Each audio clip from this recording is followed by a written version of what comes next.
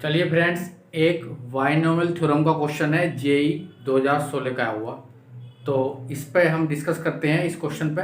और क्वेश्चन क्या है हमारे पास, if the number of term in the expansion of this, इसके एक्सपेंशन में नंबर ऑफ टर्म कितनी है 28 है। Then the sum of the coefficient of all the term in the expansion, सारे कोफिशिएंटों का सम निकालना, जबकि नंबर ऑफ टर्म हमें मालूम है।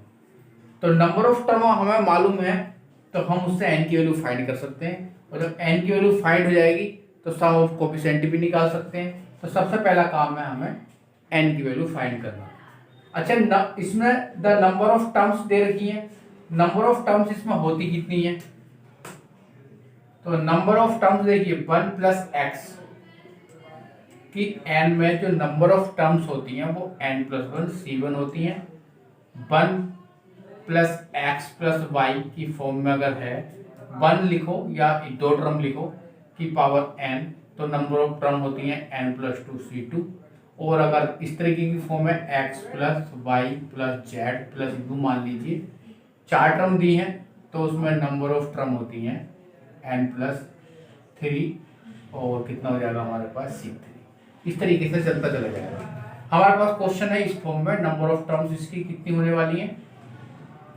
तो इसकी जो नंबर ऑफ टर्म होंगी हमारे पास इस क्वेश्चन के अकॉर्डिंग, कितनी टर्म है 1 2 3 टर्म है, तो हमारे पास हो जाएंगी n प्लस 2 C2, या आप कहिए कि n, इसे ओपन करेंगे तो n प्लस 2 और n प्लस 1 अपॉन में फैक्टोरियल 2 आएगा, जिसकी वैल्यू होती है 2। अब नंबर ऑफ टर्म हमें क्वेश्चन में ऑलरेडी दे रखी है, कितनी है 28, तो हम लिखेंगे 28 टू जा हो जाएंगे n प्लस 2 और n प्लस 1, ये हो जाएगा 56। अब n की वैल्यू फाइंड करने वाले हैं। n की वैल्यू फाइंड करने के लिए हम क्या करेंगे, n प्लस 2 और n प्लस 1, 8 7 जा लिख लीजिए इसे, 8 7 जा। इसका मतलब n प्लस 2 की वैल्यू कितनी हो जाएगी, n प्लस 2 की वैल्यू हो जाएगी हमारे पास, n प्लस 2 हो जाएगा 8, तो n की वैल्यू आ जाएगी आपके पास 6। या यहाँ से ले लीजिए तब भी n की 6 ही आने वाली है, या आप फैक्टर कर लीजिए मल्टीप्लाई करके, जैसा आप चाहें। तो हमें n की वैल्यू फाइंड हो गई कि n की वैल्यू इस क्वेश्चन में कितनी है 6 है। तो 1 minus 2 upon x plus 4 upon x square की पावर कितनी हो जाएगी 6। n की वैल्यू फाइंड कर ली। अब क्या फाइंड करना, then the sum of the coefficient of all the term in this expansion, सारे कोफिशिएंटों का सम निकालना। देखिए हम क्या करते हैं, जैसे कि देखिए 1 प्लस एक्स की n है, हमें इसकी कोफिशिएंटों का सम निकालना होता है। हम एक्स बराबर 1 रख देते हैं तो कितना हो जाता है 2 की n आ जाएगा सम, एक्स बराबर 1 पुट कर देते हैं। तो हम भी इसमें क्या करेंगे, कोफिशिएंट ऑफ सम निकालने के लिए एक्स बराबर 1 पुट कर देंगे, तो हो जाएगा 1 माइनस 2 प्लस 4 की 6 हो जाएगा।